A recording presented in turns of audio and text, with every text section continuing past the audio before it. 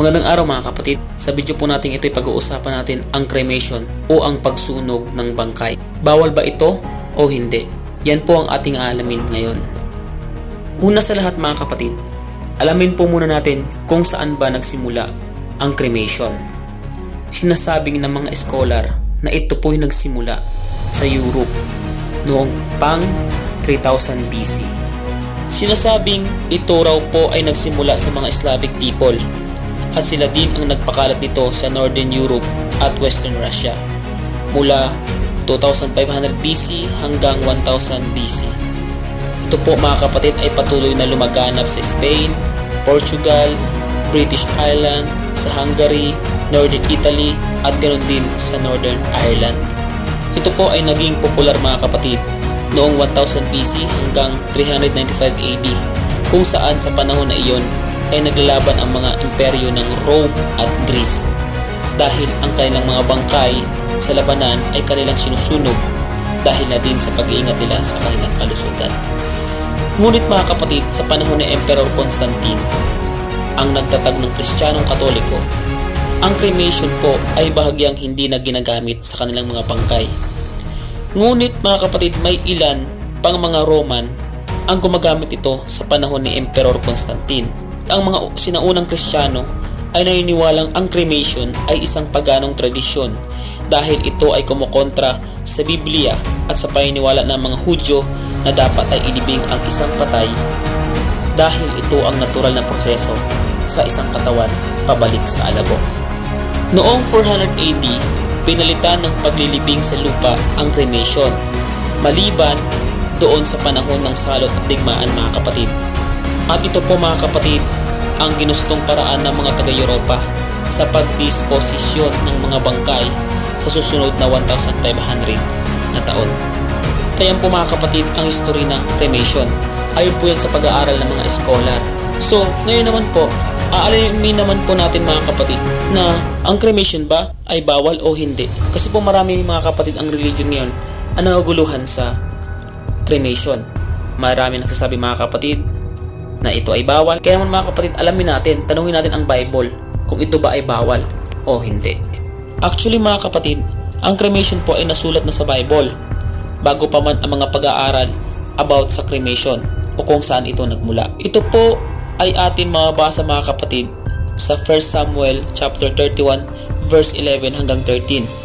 Ang sabi po dito, at nang mabalitaan ng mga tumatahan sa Habes Galaad ang tungkol sa ginawa ng mga Filisteo kay Saul, lahat ng matapang na lalaki ay bumangon at nagsilakad sa buong gabi at kinuha ang bangkay ni Saul at ang mga bangkay ng kanyang mga anak sa kuta ng Betsan at sila'y naparoon sa Habes at kanilang pinagsunog doon at kanilang kinuha ang kanilang mga buto at ibinaon sa ilalim ng isang puno ng tamarsiko sa Habes at nag-ayuno silang 7 araw.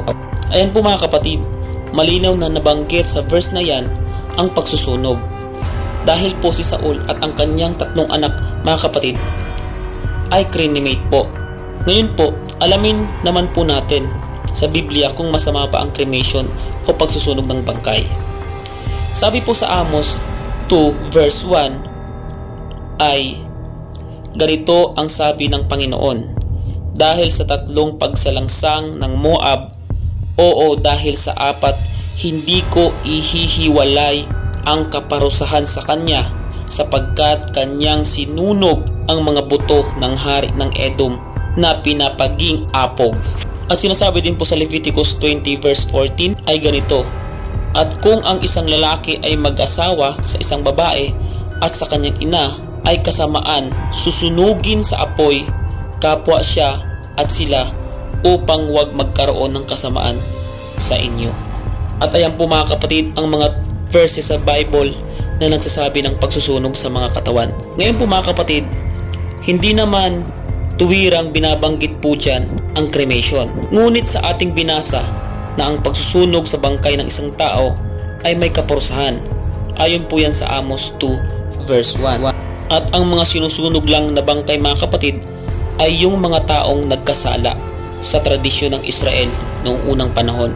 Ayon po yan sa Leviticus 20 verse 14. Ngunit sa paglilibing sa lupa mga kapatid, merong 200 na sanggunian sa paglilibing sa Old Testament. Papahiwatig lang yan mga kapatid na ang paglilibing po ang siyang kaugalian sa Bible para itapon o i-dispose ang bangkay ng isang tao. Ayon din po yan sa kaugalian ng Israel. Dahil kung ating babasahin ang Bible mga kapatid, sina Abraham at Sarah ay inilibing.